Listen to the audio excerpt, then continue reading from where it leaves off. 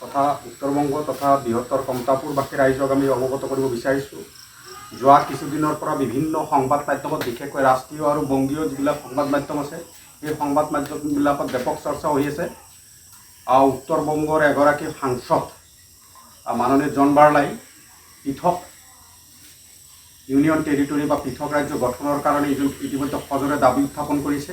আৰু এই কথাটোৰ দ্বাৰা এটা কথা স্পষ্টভাৱে প্ৰমাণিত হৈ গ'ল যে বিগত প্ৰায় স্বাধীনতাৰ পৰৱৰ্তী সময়ত আমি যি কমতাপুৰ ৰাজ্যৰ দাবী উত্থাপন কৰি আহিছোঁ, এই দাবীৰ ন্যায্যতা আছে।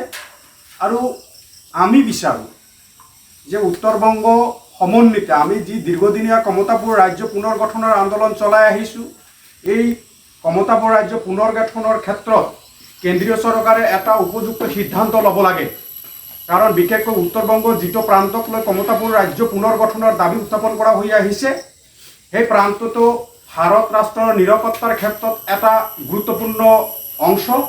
এই অঞ্চলটোত চিকেন নেক, বিশেষকৈ আমি যাক চিকেন নেক বুলি জানো, এই অঞ্চলটোত চিকেন নেকৰ সংলগ্ন অঞ্চলত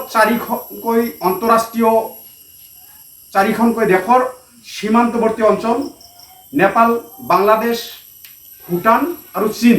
গতিকে ৰাষ্ট্ৰীয় নিৰাপত্তাৰ স্বাৰ্থত কমতাপুৰ ৰাজ্য পুনৰ গঠন অতি শীঘ্ৰে কৰিবলৈ ভাৰত চৰকাৰক আমি আবেদন জনাইছোঁ। কাৰণ এইটো প্ৰমাণিত হৈ গ'ল যে আমাৰ দাবীৰ যি ন্যায্যতা 100% আছে। তাৰ কাৰণে আমি ভাৰত চৰকাৰক আবেদন কৰিছোঁ অতি শীঘ্ৰেই কমতাপুৰ ৰাজ্য পুনৰ গঠন কৰিব লাগে। কাৰণ এই উত্তৰবংগ, বিশেষকৈ উত্তৰবংগ আৰু নামনি অসম, প্ৰস্তাৱিত কমতাপুৰৰ নামনি অসম, এই অঞ্চলত অবৈধ বাংলাদেশীৰ অনুপ্ৰৱেশৰ ফলত ইয়াৰ যিখিনি খিলঞ্জীয়া বিভিন্ন জাতি জনগোষ্ঠী আছে তেওঁলোকে নিজৰ ৰাজনৈতিক অধিকাৰ হেৰুৱাই পেলাইছে। অৰ্থনৈতিক যি তেওঁলোকৰ দুৰৱস্থা, সামাজিকভাৱে তেওঁলোকে আজি বিভিন্ন ক্ষেত্ৰত প্ৰবঞ্চিত হ'ব লগা হৈছে। আৰু তেওঁলোকৰ যি স্ব অধিকাৰ, গৃহভূমিৰ অধিকাৰ, তেওঁলোকে ইতিমধ্যে বহিৰাগত প্ৰব্ৰজনকাৰীৰ ফলত তেওঁলোকে মাটিৰ অধিকাৰ হেৰুৱাই পেলাইছে। গতিকে অতি শীঘ্ৰে এই অঞ্চলক কমতাপুৰ ৰাজ্য হিচাপে ঘোষণা কৰিব লাগে। আৰু ইয়াৰ যি ইণ্ডিজিনিয়াছ মানুহ আছে, ইয়াৰ যিসকল খিলঞ্জীয়া অধিবাসী আছে, তেওঁলোকৰ হাতত এই অঞ্চলৰ শাসনভাৰ গতাই দিব লাগে। ইতিমধ্যে যিহেতু অসম চৰকাৰে KSC দিছে, কমতাপুৰ অট'নমাছ কাউন্সিল দিছে, গতিকে কমতাপুৰ অট'নমাছ কাউন্সিল দিছে, কিন্তু এইফালে ST হোৱা নাই আৰু লগতে আপোনালোকৰ এতিয়ালৈকে শপত গ্ৰহণ হোৱা নাই। এই ক্ষেত্ৰত ভবা যায় নেকি চৰকাৰৰ এটা টোপ আছিল নিৰ্বাচনী সময়ত? আমাৰ যিহেতু লক্ষ্য কমতাপুৰ ৰাজ্য পুনৰ গঠন, অসম চৰকাৰে কমতাপুৰ অট'নমাছ কাউন্সিল দিছে, তেওঁলোকে এইটো কমতাপুৰ নামক স্বীকৃতি দিছে। অসম চৰকাৰে স্বীকৃতি দিছে। পৰৱৰ্তী পৰ্যায়ত যিহেতু ইতিমধ্যে এগৰাকী সাংসদে যেতিয়া ৰাজ্য পুনৰ গঠনৰ বিষয়টো উত্থাপন কৰিছে, তাৰমানে ইয়াৰ দ্বাৰা এটা কথা স্পষ্টভাৱে প্ৰমাণিত হৈছে যে কমতাপুৰ ৰাজ্য পুনৰ গঠনৰ যুক্তিকতা আছে। গতিকে আমি কমতাপুৰ ৰাজ্য পুনৰ গঠন হোৱাহে বিচাৰোঁ। ইয়াৰ লগত অনুষাংগিক যিবিলাক সমস্যা আছে, যদি আমাৰ কেন্দ্ৰীয় চৰকাৰে আলোচনাৰ মজিয়ালৈ মাতে, কেন্দ্ৰীয় চৰকাৰে যেতিয়া আমাৰ বিষয়বস্তুবিলাক যদি অনুধাৱন কৰিব বিচাৰে, নিশ্চয় আমি ৰাষ্ট্ৰীয় প্ৰেক্ষাপটত এই বিষয়বস্তুবিলাক উত্থাপন কৰিম। কাৰণ এই অঞ্চলৰ বিশেষকৈ খিলঞ্জীয়া যিসকল ভূমিপুত্ৰ আছে, কোচ ৰাজবংশী বা কোচসকল, তেওঁলোকে নিজৰ গৃহভূমিত আজি তৃতীয় শ্ৰেণীৰ নাগৰিকত পৰিণত হ'ব লগা হৈছে। তেওঁলোকে শাসনৰ পৰা বঞ্চিত হ'ব লগা হৈছে, তেওঁলোকে আত্মনিয়ন্ত্ৰণৰ অধিকাৰৰ পৰা বঞ্চিত হ'ব লগা হৈছে। গতিকে আমি কমতাপুৰ ৰাজ্য পুনৰ গঠন হোৱাটো নিশ্চিতভাৱে বিচাৰোঁ। আৰু এই অঞ্চলৰ যি ভাষিক, সাংস্কৃতিক আৰু ঐতিহাসিক যি সুকীয়া বৈশিষ্ট্য, সেই বৈশিষ্ট্য ৰক্ষা কৰিব লাগে। ভাৰতৰ নাগৰিক হিচাপে যাতে আমি ভাষিক অধিকাৰ লাভ কৰোঁ, আমাৰ সংস্কৃতিক জীয়াই ৰখাৰ অধিকাৰ লাভ কৰোঁ। আৰু এই অঞ্চলৰ যি ঐতিহ্য, এই অঞ্চলৰ যি ঐতিহাসিক পটভূমি, সেই পটভূমিক গুৰুত্ব দি ভাৰত চৰকাৰে কমতাপুৰ ৰাজ্য পুনৰ গঠন কৰিব লাগে। ইতিমধ্যে গ্ৰেটাৰ কোচবিহাৰ পিপুল এছ'চিয়েশ্যন নামৰ এটা সংগঠনে বৃহত্তৰ কোচবিহাৰ ৰাজ্য দাবী কৰি আছে। এই ক্ষেত্ৰত আপুনি কি ক'ব বিচাৰে? মূল ভূখণ্ড একেখন ভূখণ্ড, যিখনক আমি কমতাপুৰ বুলি কৈছোঁ, তেওঁলোকে কোচবিহাৰ বুলি কৈছে। গতিকে আমি নাম লৈ দ্বন্দ্ব বা আমাৰ মাজত কোনো দ্বিমত নাই। প্ৰয়োজন সাপেক্ষে আমি আলোচনা কৰিম।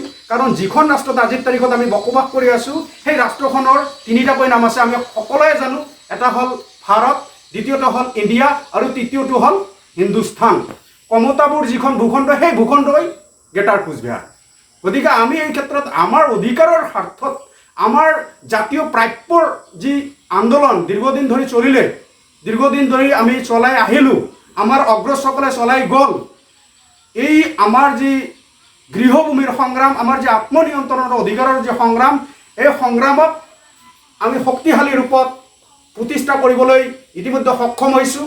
আৰু যিহেতু এগৰাকী সাংসদে বিষয়টো উত্থাপন কৰিছে আৰু তেখেতে ভাৰতৰ ৰাষ্ট্ৰপতি, প্ৰধানমন্ত্ৰী আৰু বিভিন্ন যিবিলাক কমিশ্যন আছে তেওঁলোককো আবেদন জনাব বুলি কৈছে। গতিকে আমিও সাজোৰে উত্থাপন কৰিছোঁ, কমতাপুৰ ৰাজ্য পুনৰ্গঠন হ'ব লাগে, নাম লৈ আমি ডিবেট কৰিব বিচৰা নাই। इंडिया जब इंडिपेंडेंट हुआ उस टाइम हम लोगों का प्रिंसलैंडली स्टेट था, हम लोगों का एक ऐतिहासिक स्टेट था। इसके तहत हम लोग इंडिया इंडिपेंडेंट होने के बाद 1949 28 अगस्त हम लोगों का जो प्रिंस था जगदीपेंद्र नारायण, उन्होंने इंडिया का साथ एक एग्रीमेंट किया, उसको हम लोग मर्जर एग्रीमेंट के नाम से जानते हैं। इसीलिए हम लोगों का जो अहम डिमांड है सेपरेट कमतापुर स्टेट का, हम लोग सदियों से ये डिमांड करते रहे हैं, लेकिन आज तक हम लोगों का डिमांड को फुलफिल करने के लिए कोई भी गवर्नमेंट इसका ऊपर ध्यान नहीं दिया है। लेकिन अभी एक बहुत सुनहरा मौका हम लोगों का सामने आ गया है। कुछ दिन पहले हम लोग नेशनल मीडिया में देखा है, बंगाल का मीडिया में देखा है, नॉर्थ बंगाल, जो नॉर्थ बंगाल बोल के कहते हैं, हम लोग इसको नॉर्थ बंगाल नहीं कहते हैं, हम लोग इसको कहते हैं नॉर्थ बंगाल, क्योंकि वो जो लैंड है ना, वो कभी भी बंगाल का साथ नहीं था, फिर भी उसको नॉर्थ बंगाल करके एक डब्बा लगा दिया है। तो हम लोगों का जो हिस्टोरिकल स्टेट है, इसको हम लोगों को जैसे तैसे गेन करना है। हम लोग का सेपरेट स्टेट चाहिए। हम लोग चाहते हैं इसको जो हिस्टोरिकल जो बेस है उसका तहत, उसका जो पहले जो था कमतापुर, हम लोग कमतापुर बोल के जानते हैं, कामता साम्राज्य, यही नाम से उसको बनाना चाहिए। और गवर्नमेंट को, इंडिया गवर्नमेंट को हम लोग अपील करते हैं जल्द से जल्द सेपरेट कमतापुर स्टेट होना ही चाहिए। असम गवर्नमेंट ने आप लोगों को घोष राजवंशी को केएसी दिया है, तो इसके ऊपर आप लोग क्या बोलेंगे? क्योंकि इलेक्शन के पहले टाइम केएसी दिया था, लेकिन केएसी का जो काम था वो फुलफिल नहीं हुआ है, तो ये एक गवर्नमेंट का लॉलीपॉप है क्या? केएसी तो एक गेम है, हम लोगों का मेन मुद्दा है सेपरेट कमतापुर स्टेट। तो इलेक्शन गेम है, वो तो सब आदमी जानते हैं, सब लोग जानते हैं जो इस मुद्दे के साथ जुड़े हुए हैं। तो हम लोग भी समझते हैं जो ये तो गेम है हम लोगों का साथ, इसीलिए हम लोग, हमारा जो अहम टारगेट सेपरेट कमतापुर स्टेट का बनाने का जो अहम टारगेट, हम लोग इसको ऊपर हम लोग हमारा मूवमेंट जारी रहेगा। और जब तक गवर्नमेंट ऑफ इंडिया हम लोगों को सेपरेट कमतापुर स्टेट नहीं देंगे, हमारा मूवमेंट जारी रहेगा। आप लोगों का जो कमतापुर स्टेट है, वो जो आप लोग डिमांड कर रहे हैं, उसका एरिया कितना दूर होगा? अभी तो बहुत सारे एरिया है, नॉर्थ बंगाल का 8 डिस्ट्रिक्ट इनमें जुड़ा हुआ है, असम का बहुत सारे डिस्ट्रिक्ट है। लेकिन अगर गवर्नमेंट का तरफ से कोई भी हम लोग को सूचना मिले, हम लोग डायलेक्ट करेंगे, तो उसका बाद हम लोग एरिया चूज करेंगे। लेकिन जो हम लोगों का पर्टिकुलर जो एरिया है जिसमें हम लोगों का पॉपुलेशन ज़्यादा है, वो एरिया हमको तो चाहिए हर हालत में।